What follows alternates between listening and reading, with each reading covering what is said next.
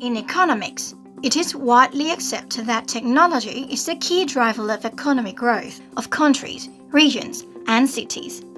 Technological progress allows for the more efficient production of more and better goods and services, which is what prosperity depends on. The recent shift towards open innovation had resulted in increased flows of knowledge and new types of cooperation between education institutions, research organizations, and business.